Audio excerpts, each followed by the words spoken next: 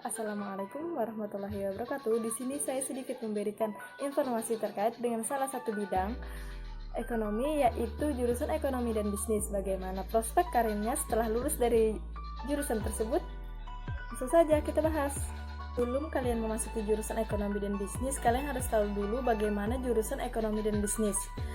Jurusan ekonomi dan bisnis itu mempelajari tentang bagaimana cara kamu merancang strategi bisnis dan mengambil berbagai keputusan bisnis.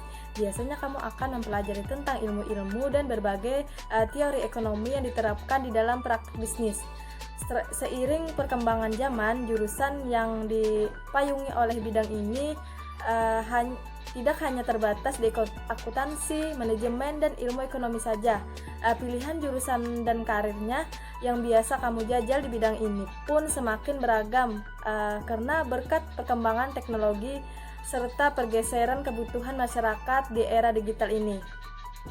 Jika kamu berkuliah di jurusan ini, maka kamu akan disiapkan untuk menjadi sarjana yang memiliki kemampuan untuk bekerja di bidang perbankan, keuangan di perusahaan atau lembaga negara.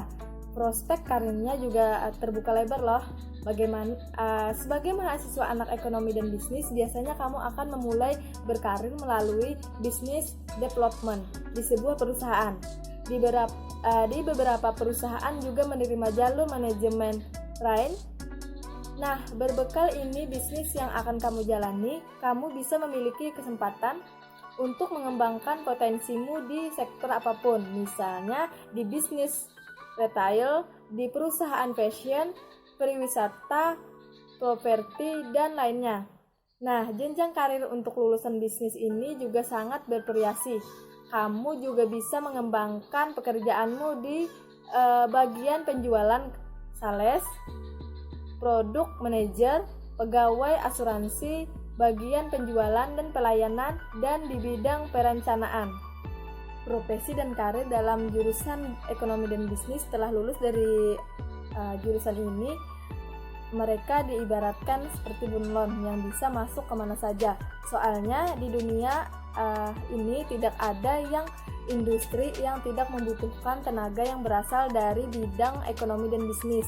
Ada banyak banget pilihan profesi dan karir yang dapat kamu jajal dalam tiap-tiap bidang kuliah lain yang tentunya beririsan dengan bidang ekonomi dan bisnis. Namun pada umumnya lulusan dari jurusan ekonomi dan bisnis ini biasanya berkarir di instansi pemerintahan, lembaga kenegaraan, dan BUMD, Kementerian Keuangan, Bappenas, Bapeda, KPPU, BPK, dan Bank Indonesia, Pegadaian, Dinas Perpajakan, dan lain-lain.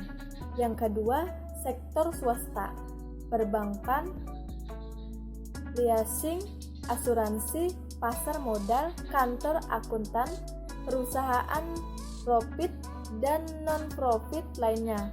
Yang ketiga, perusahaan asing. Yang keempat, organisasi publik dan lembaga swadaya masyarakat LSM. Yang kelima, lembaga pendidikan dan penelitian. Yang keenam, wirausaha dan lainnya. Kebanyakan profesi yang ada di dalam jurusan ekonomi dan bisnis biasanya bersifat fleksibel dan tidak selalu membutuhkan latar belakang pendidikan ekonomi ataupun bisnis. Profesi dan karir yang bisa Anda ambil semakin beragam dengan adanya lintas bidang seperti manajer hotel, ekonomi dan pariwisata, ekonomi dan teknologi, serta kepala rumah sakit, yaitu ekonomi dan kesehatan.